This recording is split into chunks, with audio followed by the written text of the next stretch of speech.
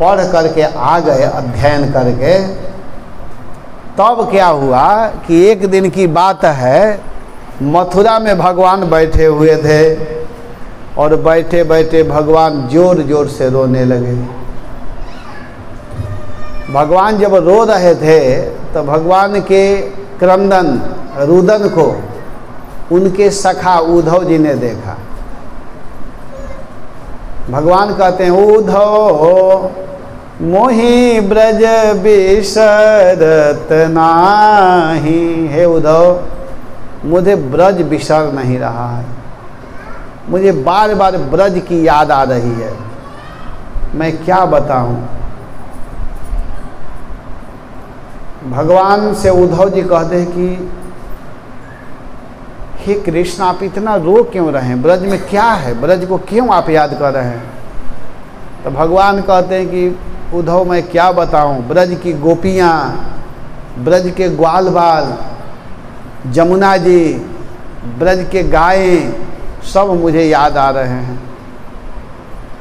उद्धव जी को ब्रज के विषय में, ब्रज प्रेम के विषय में जानकारी नहीं थी। तो भगवान सोचे कि उद्धव को ब्रज प्रेम को भी समझा दो, बता दो।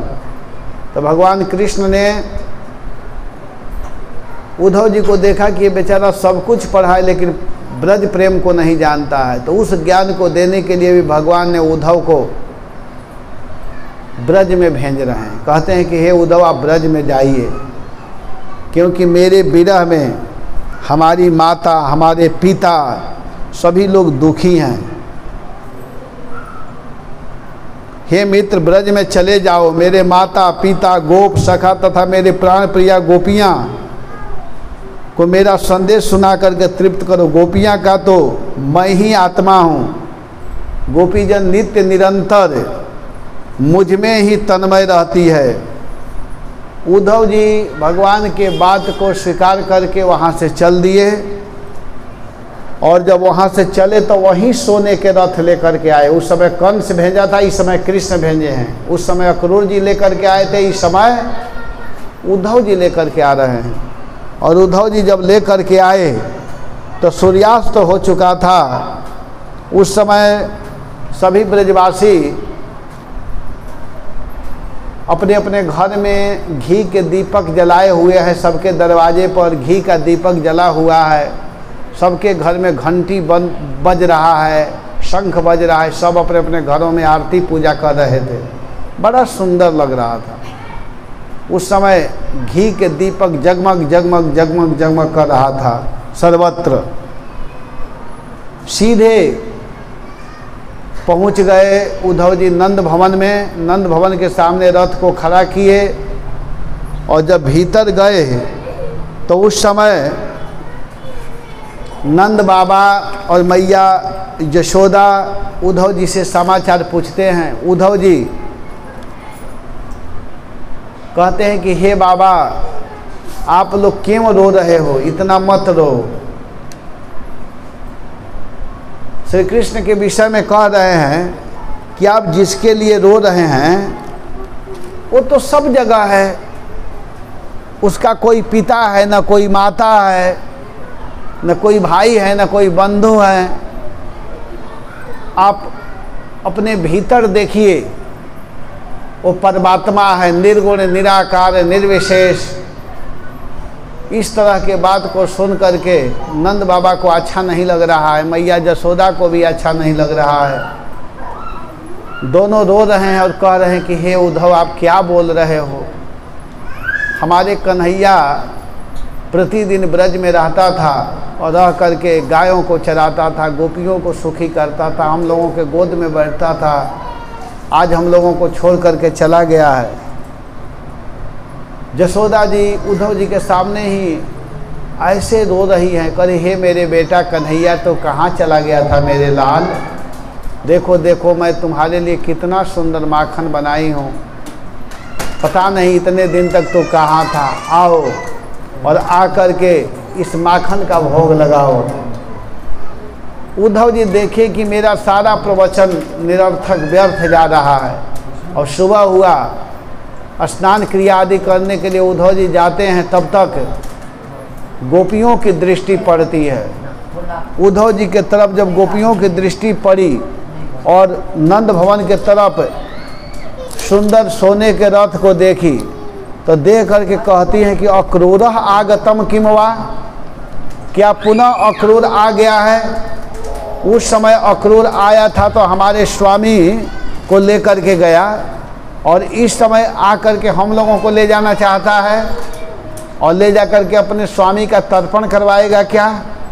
उस समय तो हमारे स्वामी जाकर के उसके स्वामी कंस का वध किए, और अब हम लोगों को ले जा कर के अपने स्वामी कंस का तर्पण पिंड दान करना चाहता है।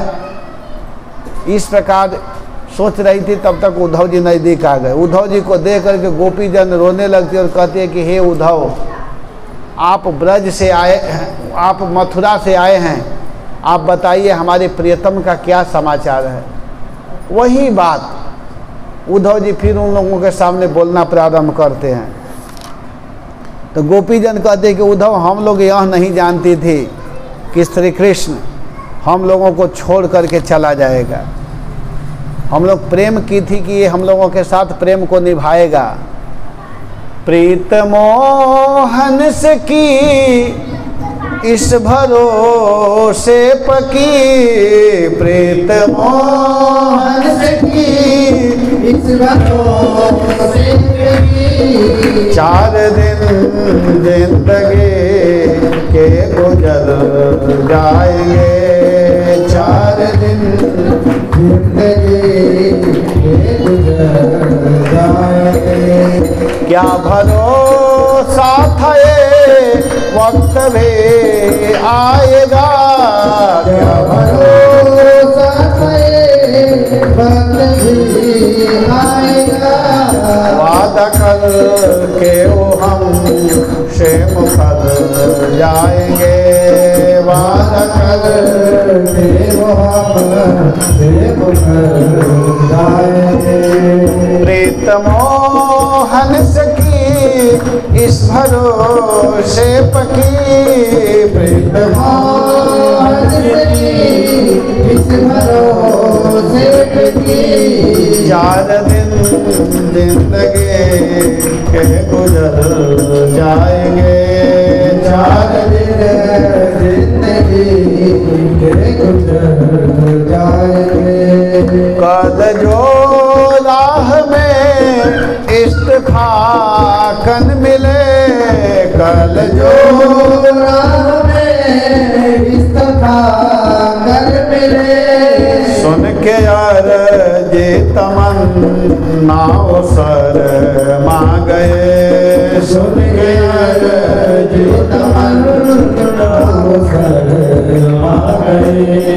मुस्कुरा के कहा रास्ता छोड़ दो, मुस्कुरा के कहा रास्ता छोड़ दो, हमको जल्दी है हम अपने घर जाएंगे, हमको जल्दी है हम अपने घर जाएंगे।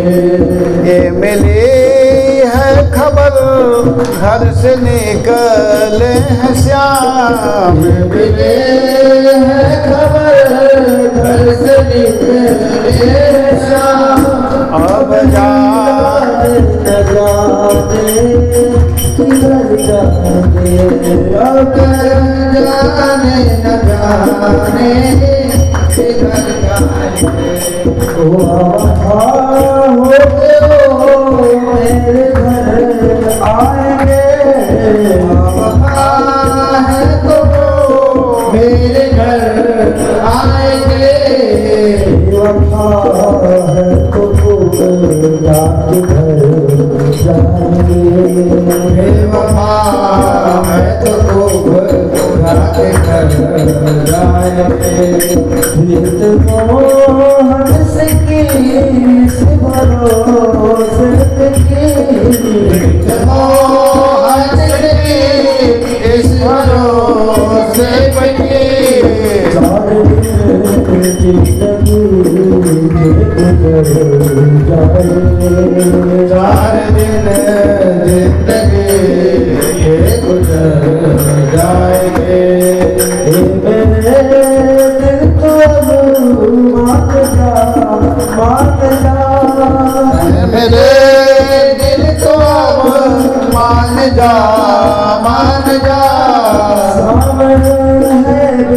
बेवफाओं से दिल न लगा। श्याम है बेवफा उनसे दिल न लगा। श्याम है बेवफाओं से दिल न लगा। श्याम है बेवफा उनसे दिल न लगा। वो आएंगे आकर चले जाएंगे।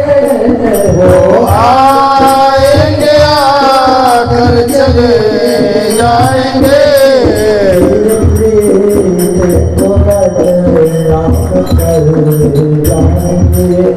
तेरे प्रेम को नाम कर जाएंगे।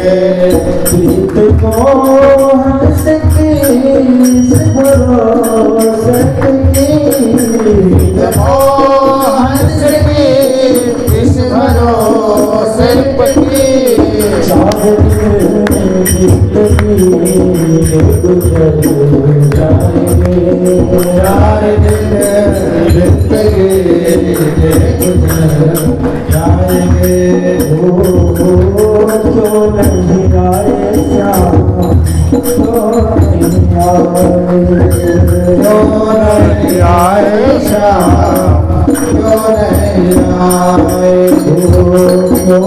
नहीं आए। क्यों नहीं आए, क्यों नहीं आए, क्यों नहीं आए, क्यों नहीं आए, क्यों नहीं आए, क्यों नहीं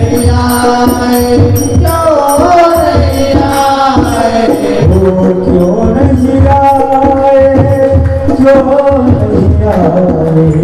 क्यों नहीं आए, क्यों नहीं आए, क्यों नहीं आए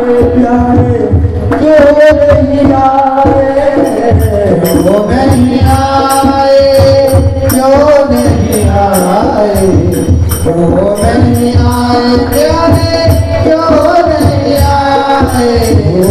क्यों नहीं आए श्याम, क्यों नहीं आए, क्यों नहीं आए श्याम, क्यों नहीं आए। क्यों नहीं आए श्याम, क्यों नहीं आए, क्यों नहीं आए श्याम, क्यों नहीं आए।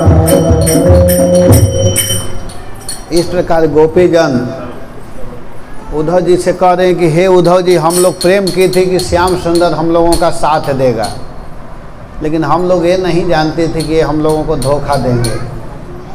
4 दिन के लिए थोड़े प्रेम की थी, हम लोग तो सोचे कि हम लोग का जीवन बीत जाएगा इनके साथ, लेकिन ये हम लोगों को धोखा दिए हैं।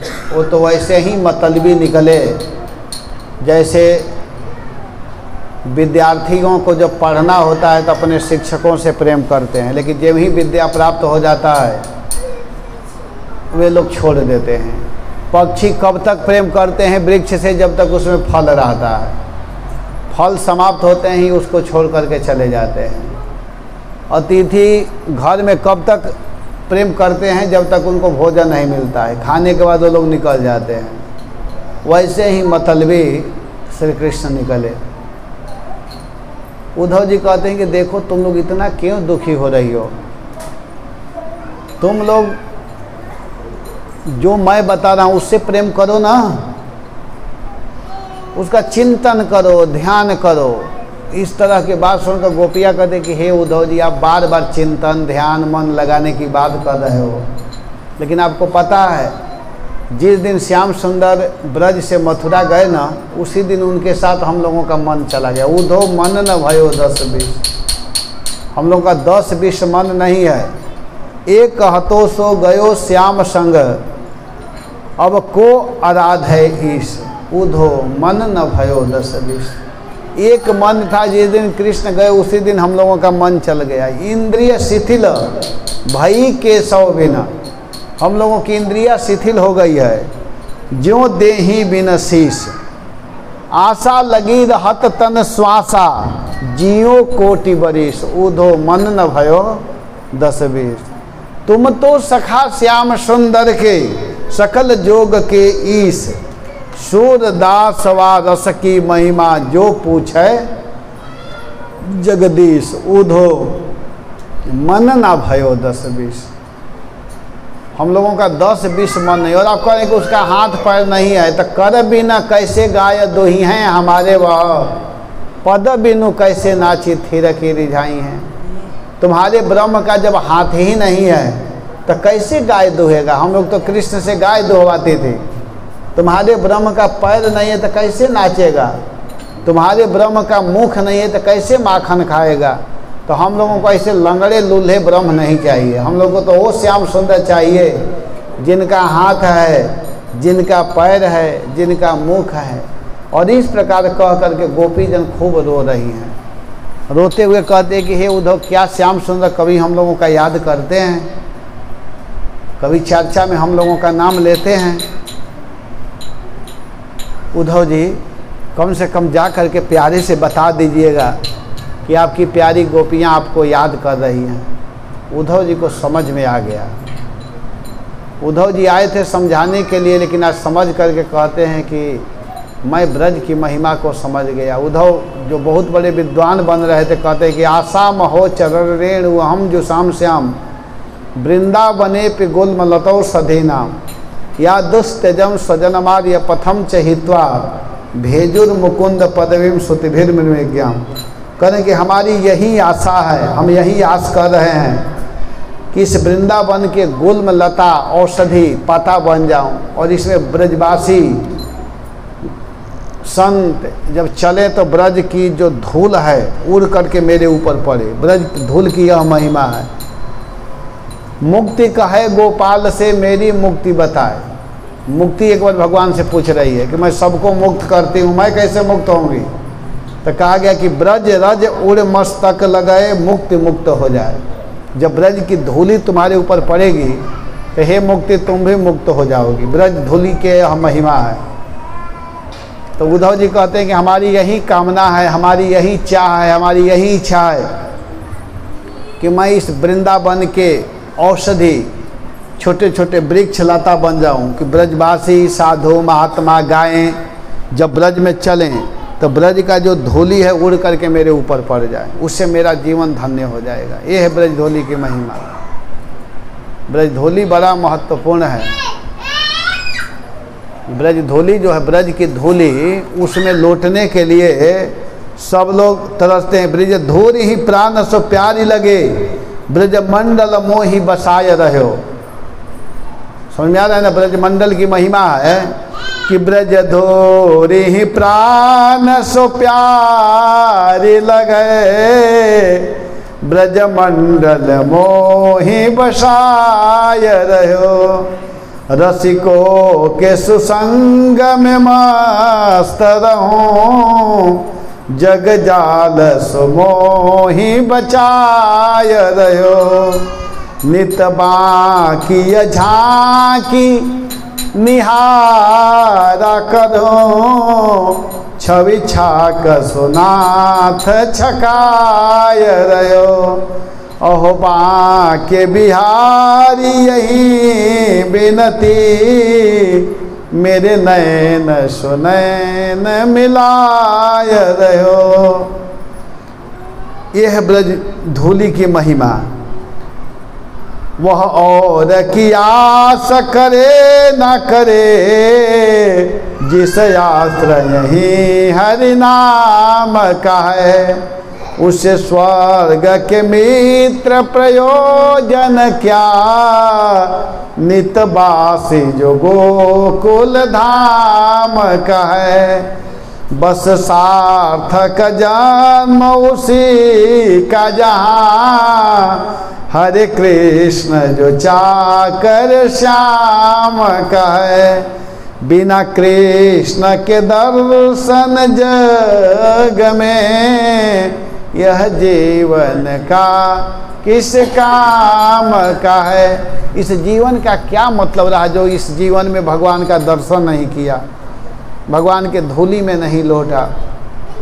तो गोपीजन के उस प्रेम को देख करके उद्धव जी प्रार्थना किए कि अब मेरी भी यही कामना है कि मैं इस ब्रज में लता पता बन जाऊं और लता पता बन करके अपने जीवन को बिताऊं। और उद्धव जी लौट करके गए भगवान के पास और जा करके सब कुछ कह दिए कि हे प्रभु, वास्तव में आप रो रहे हैं ब्रज के लिए, गोपियों के लिए, तो रोने लायक है ही। जो ब्रज का रस ले लिया है उसे ब्रज भूलता नहीं है, बार बार ब्रज भूमि याद आता है। तो इस प्रकार उद्धव जी ने भगवान को जाकर के बताया। इधर भगवान श्री कृष्ण एक दिन अक्रूर जी के यहाँ गए और अक्रूर जी भगवान के चरण सेवा किए, और इसके बाद में भगवान अपने चाचा अक्रूर जी को कहे कि आप हस्तिनापुर जाइए, हमारी बुआ जी का समाचार लीजिए। अक्रूर जी हस्तिनापुर आए, और हस्तिनापुर आए तो देखे कि धृतराष्ट्र जो है वो बड़ा भेद दृष्टि से व्यवहार कर रहा है। अपने पुत्रों से तो प्रेम कर रहा है और पांचों पांडवों से प्रेम नहीं कर रहा है। अक्रूर जी कहे कि धृतराष्ट्र आप ऐसे क्यों कर रहे हो, आखिर ये भी तो आपके भाई के लड़के हैं, इससे भी प्रेम करो। लेकिन धृतराष्ट्र कहता है कि नहीं, मेरा मन अपने पुत्रों में लगा हुआ। आपका उपदेश समझ में आ रहा है लेकिन वो टिक नहीं पा रहा है। जैसे बिजली चमकती है तो कुछ देर के लिए लाइट आता है लेकिन वो रुक नहीं पाता है, वैसे ही हे अक्रूर जी आपका उपदेश तो हमको समझ में आ रहा है, लेकिन पुत्र आसक्ति के कारण यह ज्ञान ज़्यादा देर तक ठहर नहीं पा रहा है।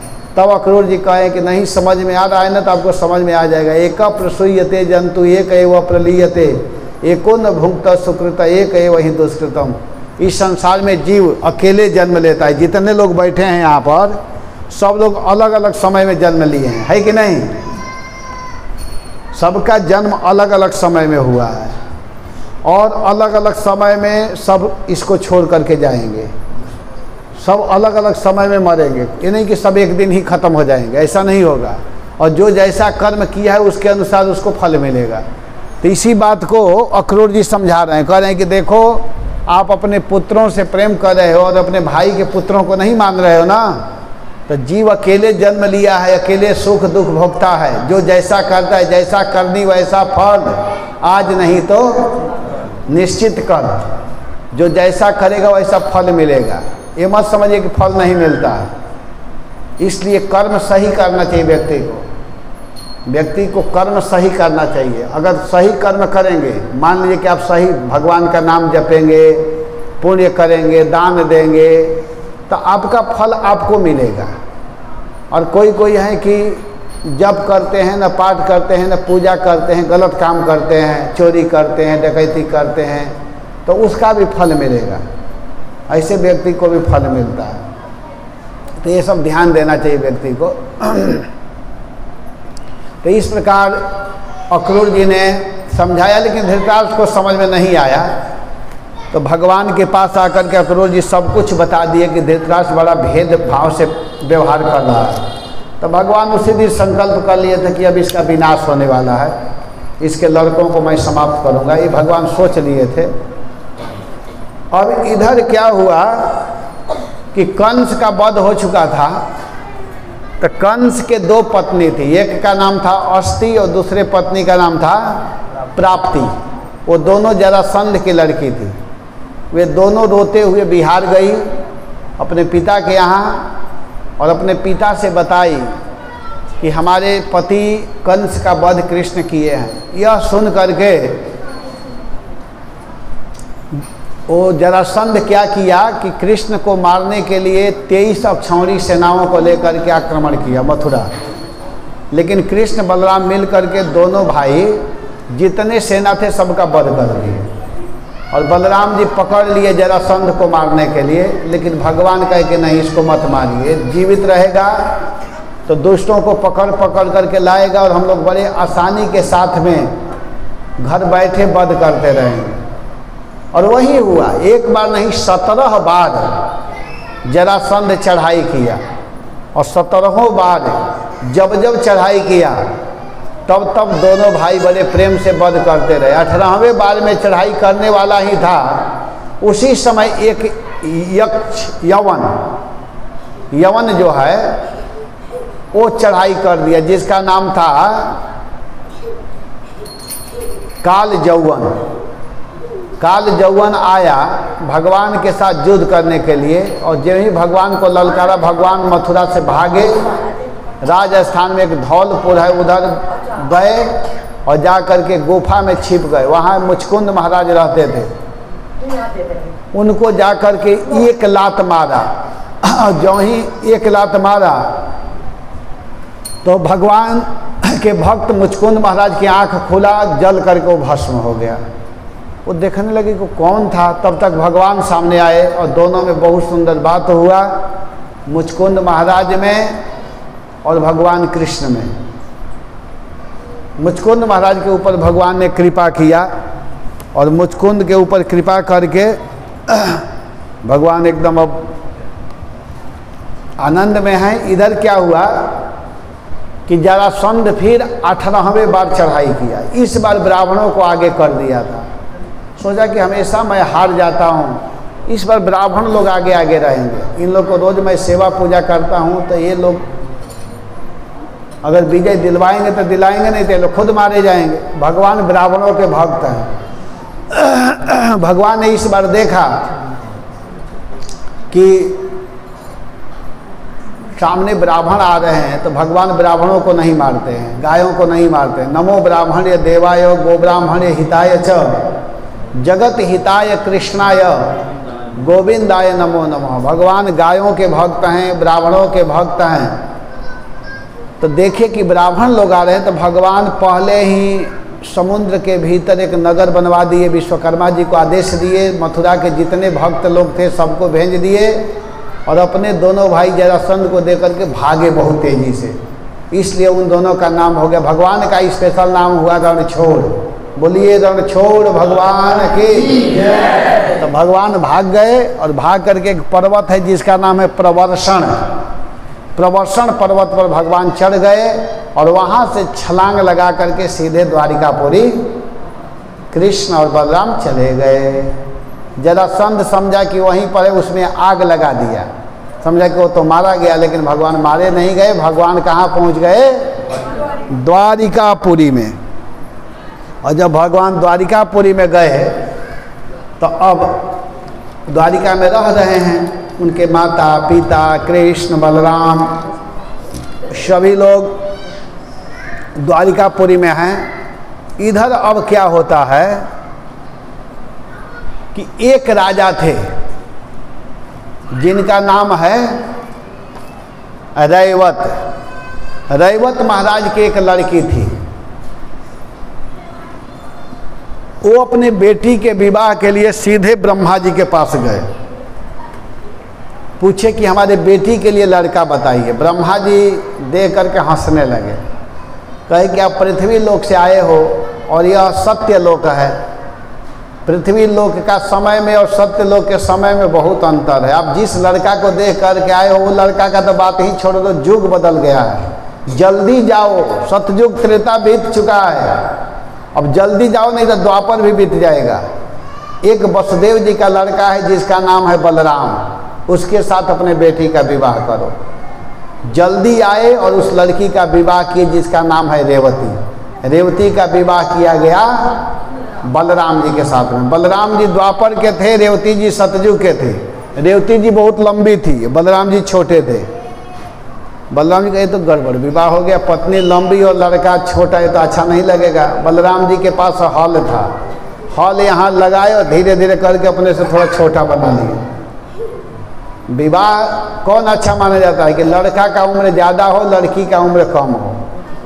ये नहीं कि लड़की बड़ी हो लड़का छोटा हो। आजकल फैशन चल दिया है, लड़की चाहती है कि लड़का हमसे कम ही हो। ये दोष माना जाता है। विवाह सबसे सुंदर माना जाता है कि लड़का कम से कम 5 वर्ष बड़ा होना चाहिए लड़की से, कम से कम। उससे भी ज़्यादा हो तो और अच्छा है। लेकिन आजकल क्या हो गया है कि नहीं नहीं, ये प्रसंग बस मैं बोल रहा हूँ, इसलिए कि शास्त्र नहीं पढ़ने के कारण ऐसा होता है। और आजकल फैशन चल दिया है, लड़कियाँ अपने पति का नाम लेती है। नाम लेने से उम्र समाप्त होता है पति का। कभी नाम नहीं लेना चाहिए, भूल करके अपने पति का नाम नहीं, एक अलग नाम रख लेना चाहिए अपने लिए। अपने लिए एक स्पेशल नामकरण कर दीजिए, लेकिन उसका नाम मत लीजिए। और फिर देखिए, और बता रहा हूँ क्या करना चाहिए। कभी भूल करके अपना जूठा पति को नहीं खिलाना चाहिए, भूल करके नहीं खिलाना चाहिए। अगर आप लोग खिलाती होंगी तो मत खिलाइएगा, वो इससे बहुत गड़बड़ होता है। आजकल क्या होता है कि पति लोग भी बड़े प्रेम से जूठा खाते हैं। मैं तो बहुत देखता हूँ ये सब। एक बार ट्रेन में जा रहा था, मैं कितनी बार बोला हूँ, एक बार ट्रेन में जा रहा था, राजधानी में मैं जा रहा था कथा करने के लिए, आज से लगभग 12-13 साल पहले की बात है। और मैं बैठा, कभी कभी हम लोग बहुत डिस्टर्ब हो जाते हैं गाड़ी में, प्लेन में, जहाँ भी बैठते। एक बार प्लेन में मैं बड़ा दिक्कत में हो गया था। मेरा सीट बीच में था, एक तरफ लड़का और एक तरफ उसकी पत्नी। मैं कहा कि तुम दोनों एक जगह कम से कम बैठ जाओ। मैं साइड में हो गया प्लेन में। वो लोग इतना 2 घंटा में उल्टा सीधा खा रहे थे, मैं तो पूरा डिस्टर्ब हो गया। और एक बार ट्रेन में क्या हुआ कि मैं था, 2-3 और थे मेरे साथ, कथा करके ही मैं आ रहा था। और तब तक देखा कि अब उसमें राजधानी में तो आता ही है खाने के लिए, हम लोग तो वो सब भी नहीं खाते हैं, आता है फिर भी कह नहीं वो सब नहीं खाएंगे। तो क्या हुआ कि आ रहा था, तो जो कुछ आ रहा था ना, पहले वो खोल करके अपने पत्नी को खिलाता था, और पत्नी जब जूठा कर देती थी तब अब क्या मैं बोलूं, उसको वो खाता था। और वो भी एकदम बड़े आता था, कुछ भी पानी भी आया था खोल करके पहले पीती थी, फिर उसको वो क्या पीती थी, वो खुद पिलाता था पहले, और पिला करके जूठा खाता था। मुझे रहा नहीं जा रहा था। मैं कहा कि अब यात्रा है 24-25 घंटा का, मैं क्या करूं, पूरा डिस्टर्ब हो रहा था। बाद में मैं उन लोगों को समझाया, कहा कि आप लोग ये सब क्या कर रहे हो, समझ में नहीं आ रहा है। कहा क्या महाराज? तो मैं कहा समझ में नहीं आ रहा है तुम लोग को, तुम पहले तो उसको पिला रहे हो, जूठा कर रही हो, तुम क्यों इसको खिला रही हो? नहीं चाहती हो क्या कि ये ज़्यादा दिन तुम्हारे साथ रहे? और जब बताया गया तब उन लोगों को, बहुत लोगों को तो ज्ञान भी नहीं है, तो ये सब नहीं करना चाहिए। पति का नाम नहीं लेना चाहिए, पति को अपना जूठा नहीं खिलाना चाहिए, सुबह उठ करके पति को प्रणाम करना चाहिए, ये सब नियम है। पति का सेवा नित्य करना चाहिए, और पत्नी का भी दायित्व है। ये नहीं कि पति लोग बड़ा खुश हो जाते हैं कि चलो हम लोगों का सेवा होगा, तो ये बात नहीं। पत्नी के लिए भी, पत्नी और पति का मतलब होता है कि पत्नी को कभी ये ना कहना पड़े कि हमको ये सामान चाहिए। पति को इतना दक्ष होना चाहिए कि बिना कहे सारे वस्तु ला करके दे। ये नहीं कि घर में राशन ना हो और कहना पड़े कि राशन नहीं है, सब्जी नहीं है, दाल नहीं है, तेल नहीं है। कैसा पति जब तुमको ज्ञान ही नहीं है कि ये नहीं है, साड़ी नहीं है, ये नहीं है, सब कुछ पहले से ला करके दो। पति का मतलब होता है कि पत्नी को किसी प्रकार का दिक्कत न हो, जिसका जो धर्म है उसका निर्वहन करना चाहिए। तो बलराम जी के साथ में रेवती जी का विवाह हुआ। बोलिए रेवती रमण भगवान की। भगवान बलराम बड़ा केयर करते थे अपने पत्नी को ध्यान पूर्वक, और बड़े आनंद से रहने लगे। अब इधर कृष्ण जब छोटे थे तभी वो परेशान थे कि मेरा विवाह हो जाए, है कि नहीं? जब भगवान छोटे थे तभी अपने माँ से कहते थे कि मैया कर दो, मैया कर दो, मैया कर दो मेरे ब्याह दुल्हन गोरे से, मैया कर दो मेरो ब्याह दुल्हन गोरे, मैया कर दो मेरो ब्याह मंगाई दो दुल्हन गोरी से, मैया कर दो मेरो ब्याह मंगाई दो दुल्हन गोरी से। जब भगवान छोटे थे तभी कहते थे अरे मैया मेरी ब्याह करा दो। तो मैया कहती थी विवाह? हाँ, गोरी दुल्हन चाहिए। तो मैया कहती थी तो काले हो, गोरी दुल्हन लोग? लेकिन कहे हाँ। तो मैया कहती थी कि विवाह का मतलब जानते हो? तो हाँ, हम दोनों खेलेंगे, गुड्डा गुड्डी का खेल खेलेंगे। तो मैया कहे कि बेटा विवाह का मतलब नहीं मालूम है, जब विवाह हो जाता है ना तो गुड्डा गुड्डी सब भूल जाते हैं। चाहोगे फिर भी चैन नहीं मिलेगा, कभी ये करो वो करो, बस काम करते रहो जीवन भर, कभी चैन मिलने वाला नहीं है। चैन तो केवल एक ही जगह मिलता है, हरिनाम में। अगर सुखी होना है तो भगवान का भजन करना पड़ेगा। भगवान के भक्ति के अतिरिक्त कहीं सुख है ही नहीं। एक कवि ने कहा है, अरे दीन कहे धनवान सुखी। जो गरीब व्यक्ति होता है वो कहता है कि जिसके पास पैसा है ना वो सुखी है। अरे दीन कहे धनवान प्राण सुखे, धनवान कहे सुख राजा को भारी। राजा कहे महाराज सुखे, महाराज कहे सुख इंद्र को भारी। एक दूसरे को सुखी कह रहे हैं। इंद्र कहे चतुरानन को सुख, इंद्र कहते हैं कि ब्रह्मा जी सुखी हैं। ब्रह्मा कहे सुख विष्णु को भारी। पर तुलसीदास विचार कहे हरि भजन बिना सब जीव दुखारी। हरि भजन बिना सब जीव दुखारी। भगवान के नाम जो गा रहा है वही सुखी है। जो भगवान का नाम नहीं गाता है तो सुखी नहीं है। इसलिए सुख चाहिए तो भगवान के पवित्र नाम का गान करना पड़ेगा। अब हमारे कन्हैया विवाह करना चाह ही रहे थे। अब इधर क्या हुआ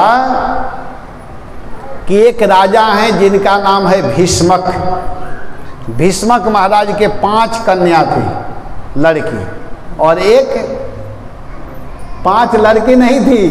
भीष्मक महाराज के 5 लड़के थे और एक लड़की थी। लड़कों का नाम है रुक्मी। सबसे बड़ा लड़का था, उसका नाम था रुक्मी। दूसरे का नाम था रुक्मरथ। तीसरे लड़के का नाम था रुक्म बाहु। चौथा लड़का का नाम था रुक्म केश। और 5वें लड़का का नाम था रुक्म माली। और सबसे छोटी लड़की थी, उसका नाम था रुक्मणी। तो रुक्मिणी जी जब छोटी थी तभी नारद जी ने भगवान के विषय में बता दिया था। तो रुक्मिणी जी कृष्ण को ही अपना पति बनाना चाहती थी। और उनके भाई जो थे, 4 भाई चाहते थे कि मेरी बहन का विवाह कृष्ण के साथ हो। माता पिता भी चाहते थे कि कृष्ण के साथ विवाह हो, लेकिन एक भाई नहीं चाहता था, जो सबसे बड़ा भाई था, जिसका नाम था रुक्मी। वो नहीं चाहता था कि हमारी बहन का विवाह कृष्ण के साथ हो। वो चाहता था कि मेरी बहन का विवाह शिशुपाल के साथ हो। कृष्ण के बुआ का लड़का था शिशुपाल, तो उसी के साथ में वो चाहता था कि विवाह हो। लेकिन रुक्मिणी जी नहीं चाहती थी। एक दिन क्या हुआ कि रुक्मिणी जी ने एक पत्र लिखी, लेटर। पहले फ़ोन नहीं था, नहीं तो शायद फ़ोन कर दी होती रुक्मिणी जी, लेकिन फ़ोन नहीं था। एक पत्र लिखी और पत्र लिख करके ब्राह्मणों के द्वारा भेजवाई। उस पत्र में लिखा हुआ था, बहुत सुंदर लेटर लिखी है। उस पत्र में लिखा था कि श्रुत्वा गुणान भुवन सुंदर शृण्वताम ते निर्विश्य कर्ण विवरई हरतंग तापम रूपम दृशा दृशिमथाम अखिलार्थ लाभम त्वय्या च्युता विसतिची तम पत्रपम में। कहते कि हे श्याम सुंदर, जब से मैं आपके विषय में सुनी हूँ, आपके गुण महिमा आदि का वर्णन सुनी हूँ, तब से मैं आपको अपना पति बना चुकी हूँ। और देखिए प्यारे, हमारे घर का नियम है कि लड़कियाँ विवाह से एक दिन पहले देवी पूजा करने के लिए जाती हैं। मैं भी देवी पूजा करने के लिए जाऊंगी। उसी समय आप आइएगा और आ करके मुझको भगा करके ले जाइएगा। उस पत्र में लिखा हुआ था, आप मुझे ले करके जाइएगा और आपके साथ मैं विवाह करूंगी। देखिए, अगर आप नहीं आएंगे तो मैं अपने शरीर को समाप्त कर दूंगी, लेकिन दुष्ट शिशुपाल के साथ में मैं विवाह नहीं करूंगी। ये पत्र लेकर के ब्राह्मण लोग गए। उधर शिशुपाल अपना बारात लेकर के आया। जब ही भगवान को वो पत्र मिला तो भगवान पत्र पढ़ते ही ब्राह्मणों से कहे कि जिस प्रकार रुक्मिणी मुझको चाहती है, ठीक वैसे ही मैं भी रुक्मिणी को चाहता हूँ। भगवान अब वहाँ से आ गए द्वारिकापुरी से। कहाँ आए? कुंडिलपुर, महाराष्ट्र में वो जगह है, अमरावती के पास में है। हम लोग गए हैं वहाँ। बहुत सुंदर रुक्मिणी जी का जगह है, मंदिर है। तो वहाँ भगवान अपना रथ लेकर के आए और इधर क्या हुआ कि इधर विवाह के लिए शिशुपाल गया हुआ था, उसी समय भगवान गए और रुक्मिणी जी बहुत सुंदर श्रृंगार की है। अब यहाँ कथा के द्वारा ही सुनाना है ना, कोई झांकी हो कि नहीं ना है? अच्छा ठीक है। तो यहाँ पर अब रुक्मिणी जी श्रृंगार करके सज धज करके रुक्मिणी जी आई हैं देवी पूजा करने के लिए। तो इस पर बहुत सुंदर सुंदर भजन है, उसको हम लोग गाएंगे, भजन गाएंगे।